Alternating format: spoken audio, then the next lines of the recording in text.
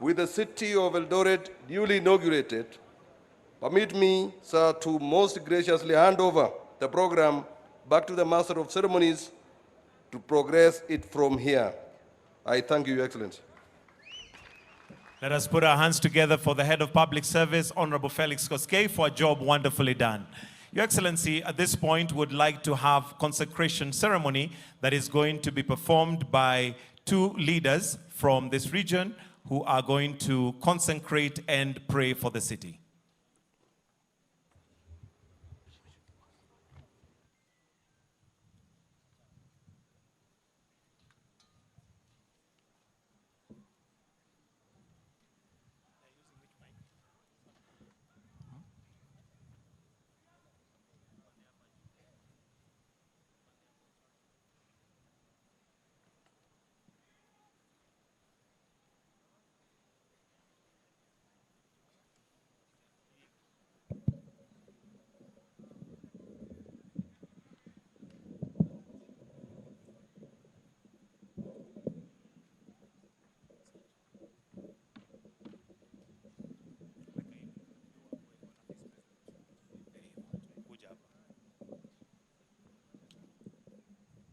Sikoto mangalal le tagatol.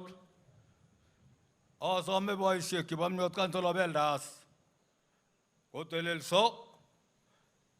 Kong yamma galyon gamma koje ke yoni. Boyse kibam nyot kantola beldas agori gugulis. Tamwa gina moe. Oyoni. Obangara obata gitigen. Amo majagi berur. Siti na nyo, nagagay nyo rurani, kondo jin, nagagay to, nabagwe money, excellent Dr. Rudo. Majo wow, sinya mo ay ngalek ya mo ay, kuya ni boy shek, ako beruri.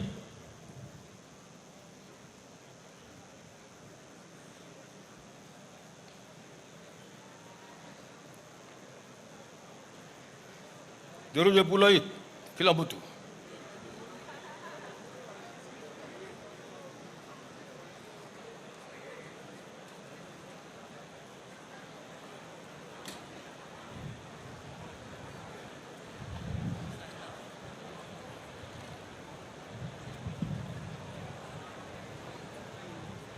Ojo aku kau website, nago ni.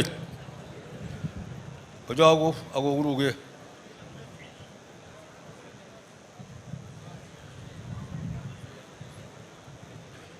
Pas, sergali nyo bagenya, tinagaliet, tingala tingay. Migaliet, kondo jing president nyo, Dr. William Ruto, iman ala iman.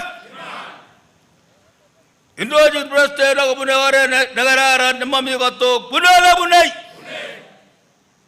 Punara na mami karingar tukaraki, punala punay. Punara ni mami koi kaya naji punara punai. Kita olawen di kota tarbau nateni iman ala iman. Kogi boy sek kogi ese jamar gangenya aja ala aja. Magi maje kamba ko sek iman ala iman. Kimaja galiet iman ala iman. Kimaja tebena nyolu iman ala iman. Arab restena nyo indo jini emoni. Waktu tunggai itu seki mageli tare president kanam iman ala iman. Wendi waktu tunggai tare itu seki kotnya galiat iman ala iman. Imajagi weki wongoi amusit tinaga goi buwe kotnya Eldoret. Wongoi le wongoi. Iman ala iman. Siti dinyore Eldoret. Wondo jin kabana ne jojalilim. Komi galiat nyolami. Mi baratet nyalami, mi berurto nyalami, ya mengarai di kabel red. Kau nyaru baratet, nyaru ala nyaru. Kau batiga wasinggis yutukul, kau nyaru baratet, nyaru ala nyaru. Coba itu kau nyaru baratet, nyaru ala nyaru. Kinyaru negal jida siti ni nyo, iman ala iman.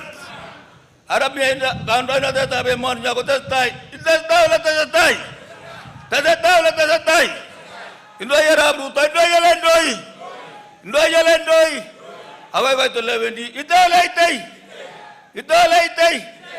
Emmanuel Iman. Emmanuel Iman. Serola sere. Serola sere. King King.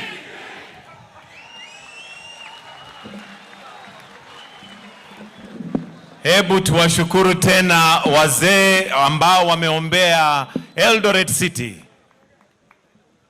Asanteni sana. Your Excellency, sir, at this point, before we get to the speeches, allow me to invite the Principal Secretary for Immigration and Citizen Services, Professor Julius Bitok, to introduce a brief history of Eldoret through a cultural skit. Welcome, Balozi.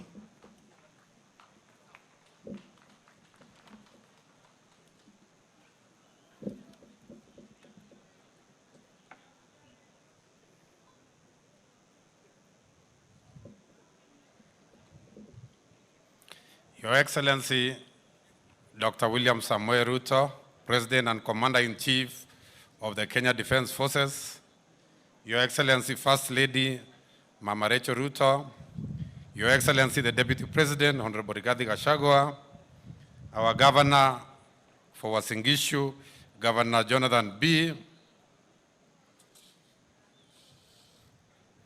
distinguished guests, all protocol observed, praise the Lord. Allow me, Excellency, to take you through a brief journey through the rich history of Eldoret, showcasing its transformation from a first savanna grassland to its current status as a thriving cosmopolitan city.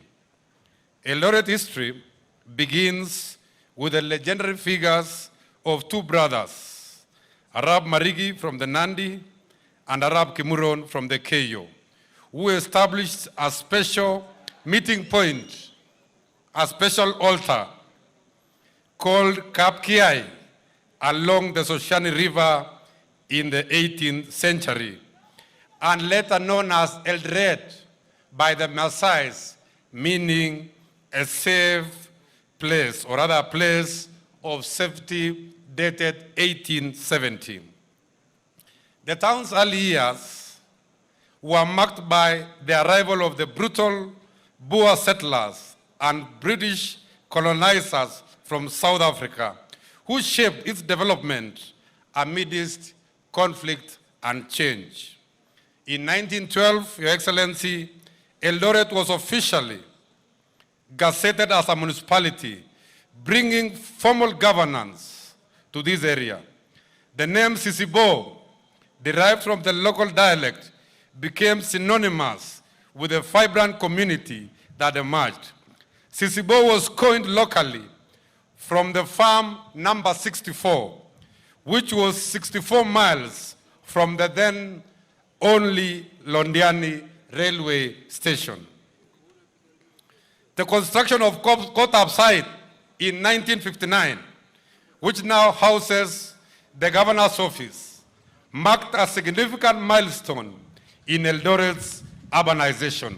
Notably, every household living in Wareng then were forced to contribute a cow each for the construction of court outside.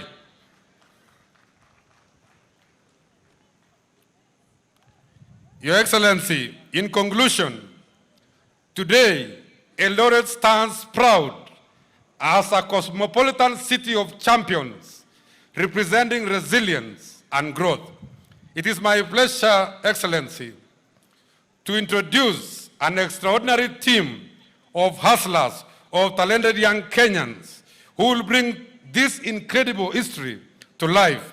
Excellency, sir, ladies and gentlemen, join me in putting our hands together to invite this dramatic story of Eldoret City dating between 1870 and 2024. Thank you very much and welcome, team.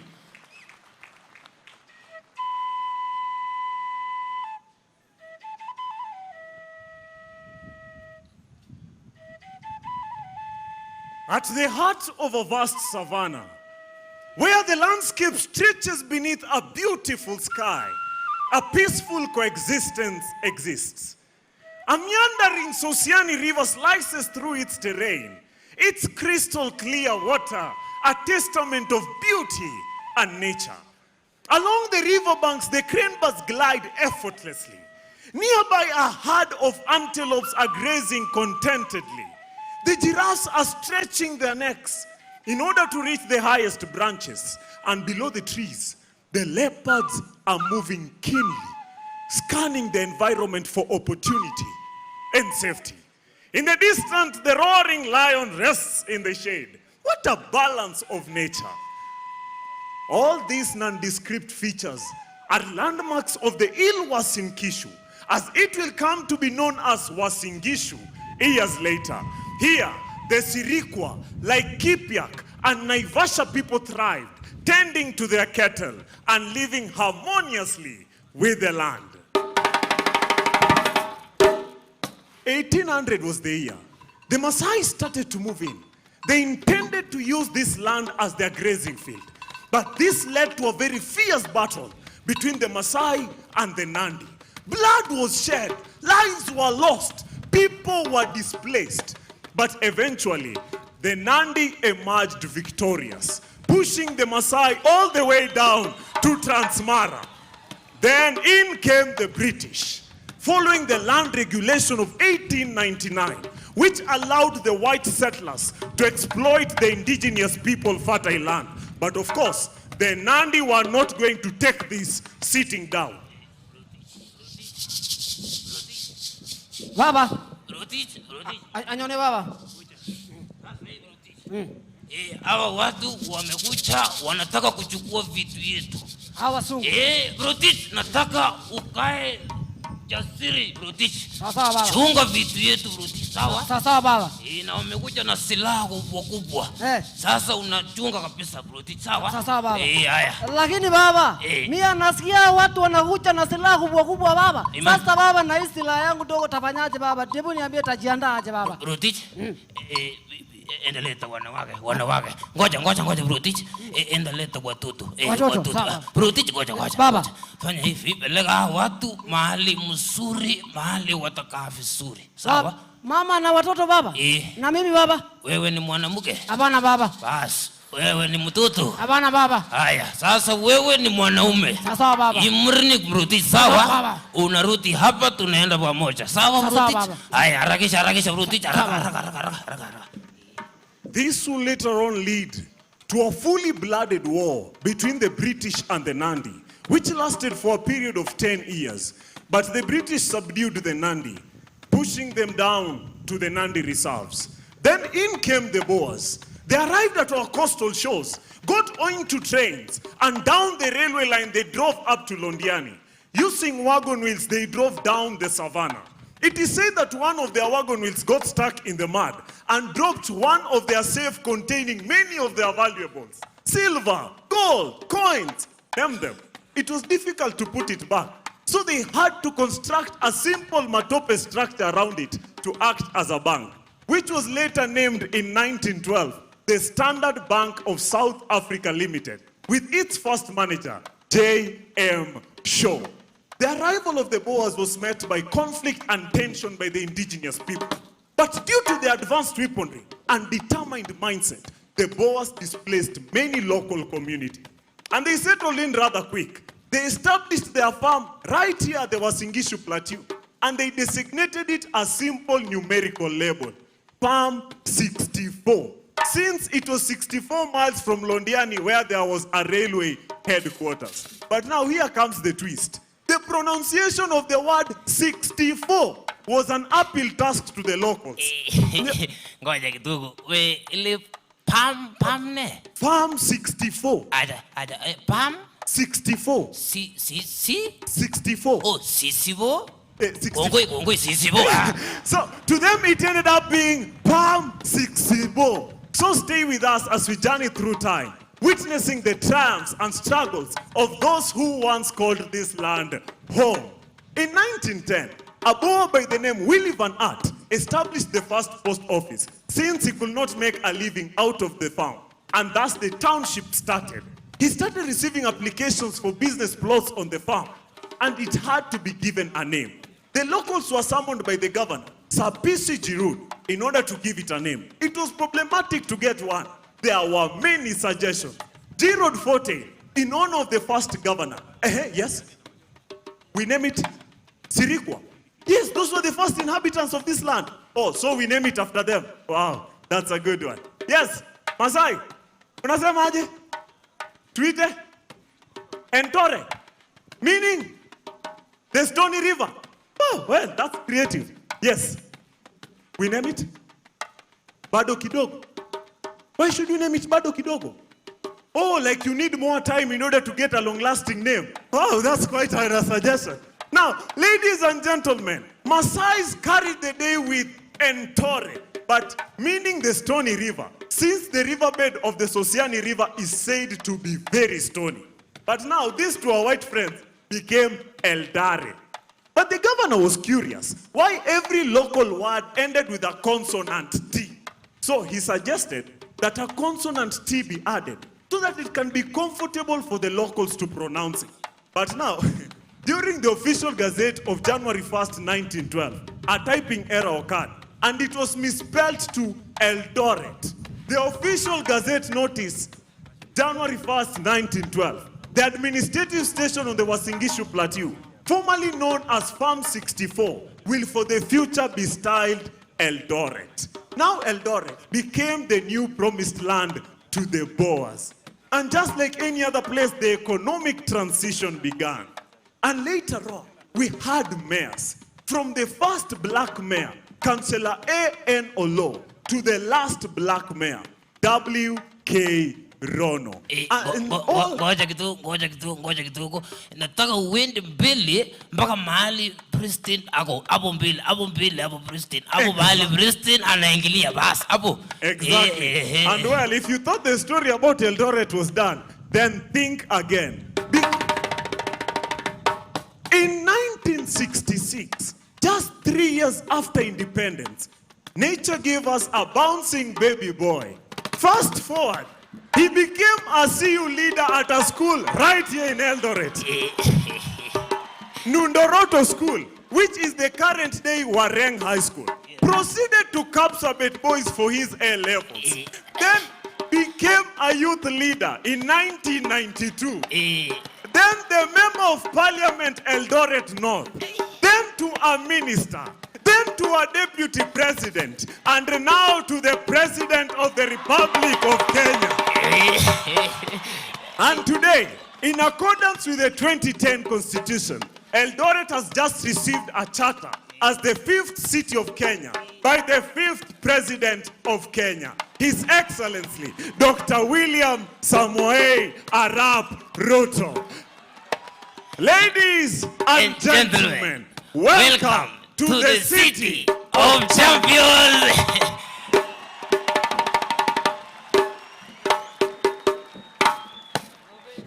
Hebu tuwapigie makofi tafadhali tena. Wonderful skit right there, giving us the history of Eldoret City. Your Excellency, sir, with your permission, allow me now to transition to where we are going to have few speeches, starting with the governor of